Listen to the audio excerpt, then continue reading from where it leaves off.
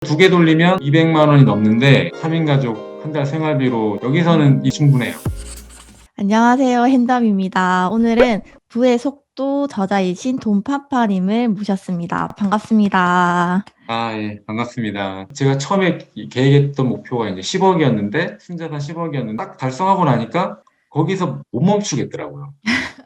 왜냐하면은 10억을 해도 주변에 20억, 30억 있는 사람이 있어요. 그러니까요. 그러면 또 그거를 보고 또 가요.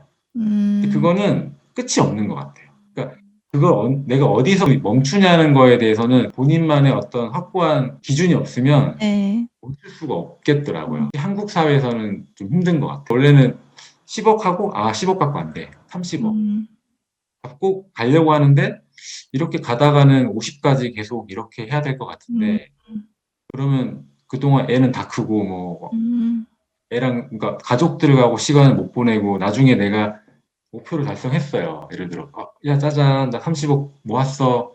그런데 과연 누가 그거를 축하해 줄까? 그 돈을 이미 쓰려고 하다 보니까 이미 좋은 시절 다 지났는데 그러니까요. 30억 벌었다고 많이 번 것도 아니야. 주변에 음, 보면 뭐 100억 부자도 많아. 그러면 나는 도대체 뭘 한 거지? 이런 시간만 보내고 음, 되게 그런 생각이 많이 들어서 저는 그래서 좀 과감하게 딱 그 부의 어, 쳇바퀴에서 내려와야겠다는 생각을 한 것 같아요. 부의 쳇바퀴에서 내려온다. 소름 돋았어요. 와, 너무 멋있어요. 제가 쳇바퀴를 계속 돌리고 있는 다람쥐 같다라는 생각을 했어요. 어느 순간. 예. 제가 더 빨리 돌리면 이게 더 빨리 돌려야 돼요. 자기가 속도를 내면 낼수록 더 빨리 돌려야 되는데 그거를 멈출 수 있는 거는 자기밖에 없으니까. 음, 왜냐면 주변에서는 다 더 빨리 돌리라고 하거든요. 네. 한국 사회에서는. 음, 주변에 제가 뭐 사서 얼마 벌었대, 비트코인 해가지고 뭐 음, 몇 억을 벌었대, 이런 얘기가 막 되게 쉽게 들리는 시대잖아요. 그러면 네. 내가 자랑하기 위해서 돈을 버는 건 아니잖아요. 음, 내 가족, 내 꿈을 이루고 잘 먹고 잘 살고 소박한 일상의 행복을 누리기, 지키기 위해서 투자를 하는 건데 그 투자의 본질이 이게 잊혀진다면은 그거는 좀 문제가 있다고 봐요. 그래서 저는 그 부분을 좀 얘기를 하고 싶었어요. 사람이 이제 인생을 사는 데 있어서 여러 가지 이제 꿈과 뭐 여러 가지 하고 싶은 것들이 있잖아요. 근데 네. 사실 돈이라는 게 자본주의 이 시대를 살다 보니까 돈이 있어야 행복하고 음, 그렇기 때문에 돈을 벌어야 되고 음, 또 내가 돈이 없으면 나는 상관없는데 주변이랑 자꾸 비교를 막 하게 되는 그런 맞아요. 분위기가 있고 그러니까 그런 게 저는 좀 이제 건강한 거라고 생각하진 않아요. 그래서 사실 제 책이 제목이 부의 속도지만 사실은 어떻게 보면 아이를 역설적으로 제가 거기서 얘기하고 싶었던 거는 방향성이거든요. 음, 내가 왜 투자를 하는지 그 목적을 명확하게 하는 게 좀 중요하다는 좀 생각을 했어요. 그러니까 내가 왜 투자를 하는지, 그러니까 음, 당연히 돈을 벌기 위해서 하는 건데 내가 왜 돈을 벌고 싶은지 음, 그걸 가지고 하고 싶은 뭔가가 있을 거 아니에요. 음, 뭐 그러니까 경제적 자유라고 하면은 내가 빨리 그냥 그 일을 안 해도 그냥 돈이 나오게끔 시스템을 만들어 가지고 그 시간에 내가 하고 싶은 거 뭔가를 하든지. 그러니까 네. 그 목적이 있어야지 거기서부터 투자가 이렇게 내려오는데 지금은 그냥 맹목적으로 다들 투자하니까 음, 나도 해야 될 것 같고 그러니까 목표는 뭐 정하겠죠. 뭐 1억, 뭐 10억, 100억, 뭐 자기 생활 수준에 따라 정하지만 정작 그거를 달성하고 나면은 과연 그걸로 끝이 날까? 음, 라는 생각을 한번 해보는 것도 좀 필요할 것 같아요. 음. 좀 그러니까 인생을 사는 즐기는 방법은 굉장히 다양하다는 거를 좀 말씀드리고 싶어요.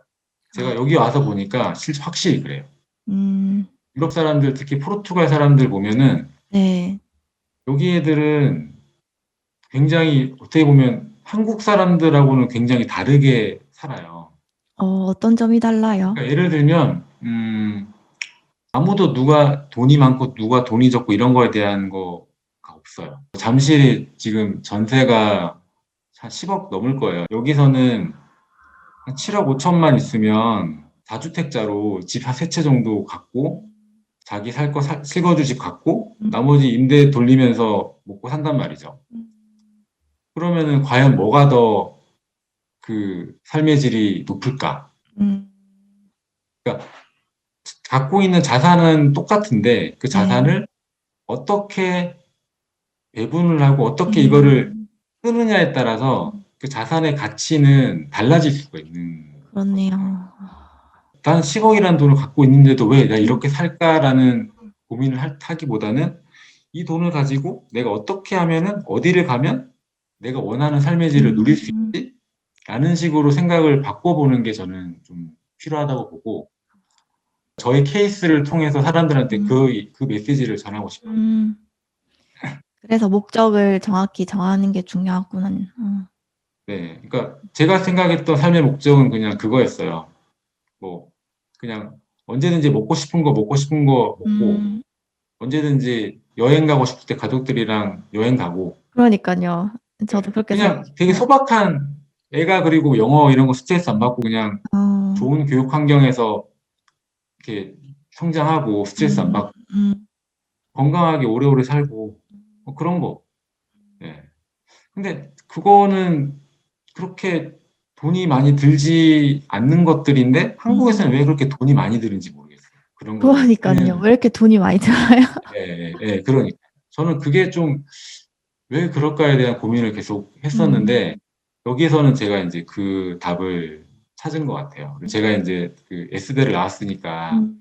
제 서울대. 경험상 봤을 때는 뭐 아들이 뭐 저 따라서 그 대학을 간다고 하면 저는 음. 그렇게 별로 좋아할 것 같지 않아요. 음. 말릴 것 같아요. 굳이 그렇게 안 음. 해도 된다고 인제는. 시대가 바뀌었기 때문에 지금 지식을 머리에 많이 갖고 있는 사람이 이렇게 이기는 세상이 아니라 음. 말 그대로 뭐 창조적인 어. 융합형 인재잖아요. 네. 그러니까 얼만큼 경험을 많이 쌓고 자기만의 컨텐츠를 갖고 있느냐가 음. 경쟁력이지 머리에 든 게 많다고 인제 그 돈 많이 버는 시대는 지났다. 아. 저는 그렇게 봐요. 네. 어떻게 네. 보면 생각의 전환만으로도 삶의 질이 완전 달라지는 거잖아요. 네, 맞아요. 음. 네. 저는 그거를 그러니까 생각만 바꾸는 게 아니라 그 바꾼 대로 행동으로 옮겨야 음. 바뀌는 거예요. 이민이라는 것도 되게 쉬운 결정은 아니거든요. 네. 저는 막상 그거를 인제 실행하고 와서 보니까 제 삶이 진짜 바뀌더라고요. 음. 왜냐하면 회사를 다녔다가 회사를 인제 그만두고 네. 맨날 가족이랑 같이 있으니까요, 저는. 어. 그동안 10년 동안 지속해 오던 그 양식이 바뀐 거죠. 헤럴드 경제 기사 보니까 거기 보면은 인제 포르투갈이 상승률이 2 위로 나와요. 아 그 가격 통계치에서. 상승률이요? 네네. 저도 오늘 봤어요. 다른 어. 분이 보내주셔서 봤는데 근데 포르투갈 같은 경우도 집값이 굉장히 최근에 많이 올랐어요. 1 년에 거의 한 5% 이상씩 올랐거든요. 왜냐하면은 포르투갈 같은 데가 왜 그럴 수가 있냐면 음. 포르투갈 재밌는 게 스페인이나 이탈리아보다 집값 상승률이 더 높아요. 왜요? 기본적으로 인제 포르투갈이 유로존 음. 국가 중에는 경제 구조나 경제적인 어떤 그 레벨이 음. 높은 편은 아니에요. 네. 그러니까 뭐 완전 못 살진 않지만 이렇게 중위권, 중하위권에 속한다고 보는데 음. 유로존은 유로화라는 공통의 통화를 쓰잖아요. 네. 그러니까 통화는 같은데 그 각 나라에서 느껴지는 통화의 가치는 다른 음. 거예요. 어. 그러니까 그 말은 독일이나 프랑스가 물가가 비싸다는 얘기예요. 네. 예. 유로화의 가치가 떨어지니까. 음. 예. 저는 그 점이 되게 좀 포인트라고 봤고 음. 유로화로 표시되는 자산 가격이 상대적으로 낮아요, 다른 어. 유럽 국가들보다. 그런데 그 부동산에 대한 수요가 굉장히 높은 편이에요. 음. 왜냐하면 포르투갈이라는 나라 자체가 이제 기후가 따뜻하고 이제 물가도 싸고 또 이렇게 자연 풍경이 좋다 보니까 유럽에서 은퇴 이민으로 많이 넘어와요, 음. 포르투갈로. 네. 어. 그래서 관광객들이 굉장히 많아요. 포르투 같은 경우는 네. 이게 임대가 두 가지 형태가 있는데 음. 장기 임대가 있고 단기 임대가 음. 있어요. 근데 장기 임대 시장은 말씀하신 대로 월세 개념이에요. 단기 임대는 관광객을 대상으로 한 단기 숙박 형태 임대예요. 그러니까 에어비앤비. 아 에어비앤비. 네. 뭐 2-3일 정도 인제 머물다가 가고 또 음. 2-3일 또 들어와서 머물다 가고 음. 이런 식으로 회전율이 굉장히 인제 그런 건 빠르죠. 그러다 보니까 단기 임대 수익률이 훨씬 높아요, 장기 임대보다. 네. 그러니까 장기 임대 같은 경우는 뭐 월 수익률이 순수익률이 한 3%에서 한 4% 정도밖에 안 되는데 단기 임대는 한 7% 가까이 나오거든요. 어. 네. 네, 대신에 청소해야 되는 거 아니에요? 그렇죠. 그러니까 에어비앤비를 이제 운영하게 되면 이제 청소도 해야 되고 음. 이제 에어비앤비 수수료도 줘야 되고 한데 음. 그거를 다 빼도 아, 빼도. 제외해도 순수익률이 한 7% 정도 나와요. 음. 코로나 청소해 주는 업체가 다 있어요? 다 있어요. 어. 근데 저 같은 경우는 청소하는 업체를 쓰진 않고 에어비앤비를 한 6개 정도 돌리는 현지인 친구가 있어요. 음. 그 친구한테 이제 좀 더 싸게 위탁을 하고 있어요. 음. 단기 임대용으로 에어비앤비를 한 2개 정도 돌리면 우리 3인 가족 생활비를 뽑겠더라고요. 2개만 돌려도 네. 그럼 얼마 정도 드나요? 돈이? 투자금이? 그 단기 임대 같은 경우는 이제 면적이 한 10평에서 11평, 12평 정도 되는 사이즈인데 그게 한 14만 유로 정도 해요. 그러니까 우리나라 지금 환율 계산하면 네. 1억 한 8천만 원 정도? 1억 8천? 11평에 네네. 1억 8천이요? 네네. 생각보다 비싸네요. 네, 많이 올랐어요. 그러니까 5년 전보다 거의 2배로 네. 올랐어요. 2개 돌리면 네. 200만 원이 넘는데 네. 200만 원이면은 3인 가족 한 달 생활비로 충분하니까 그러니깐요. 여기서는 음. 200만 원이면 되게 충분해요. 집을 이제 실거주 한 채를 사고 임대용 집 2채를 샀어. 어. 50만 유로면 7억 5천 정도인데 음. 7억 5천으로 집을 3채를 산 거예요. 근데요, 그 1억 8천에 대출은 안 끼고 그냥 네. 순자산 1억 8천 드는 거예요? 네. 그러니까 골든비자 투자용은 대출을 일으킬 수가 없어요. 현지에서. 아. 한국에서 대출을 땡겨서 사는 건 상관없는데 네. 여기 현지에서 대출을 받아서 구매할 수는 없어요. 장기 임대도 하고 단기 임대도 하시는 거예요? 저는 우선 단기 임대만 지금 계획을 하고 있어요. 음. 그러니까 왜냐하면 장기 임대는 누구나 할 수 있는데 단기 임대는 여기 라이센스가 있어야 돼요. 그러니까 사업자 허가를 받아야 돼요. 그래서 이제 그 허가를 받은 사람들만 단기 임대를 할 수가 있어요. 예. 때마침 코로나 때문에 이제 저한테는 좀 상황이 유리한 거죠. 어. 왜냐하면 플레이어들이 많이 없어졌으니까 지금 저는 이제 집을 제가 수요하고 있잖아요. 네. 빌린 게 아니라. 음. 그러니까 얼마든지 뭐 버틸 수 있으니까 음. 지금 세팅해서 올려서 나중에 이제 풀려가지고 관광객이 다시 많이 들어오면은 이제 버틴 사람들이 다 시장을 먹는 거잖아요. 아. 5년간 이제 계속 꾸준히 좀 올랐고 음. 코로나가 터졌음에도 불구하고 매매 가격은 계속 오르고 있어요. 음. 여기도 왜냐하면 유동성이 이제 많이 풀리다 보니까 네. 예, 아무래도 자산 쪽으로 투자를 많이 하는 것 같고 음. 최근에는 이제 제가 이제 책을 내고 뭐 유튜브도 하고 하다 보니까 한국에서 이제 저한테 현지 부동산 투자를 의뢰하시는 분들이 좀 생겼어요. 그럴 것 그래서 같아요. 그래서 요즘 양도소득세 같은 거는 한 몇 퍼센트 정도 네. 하나요?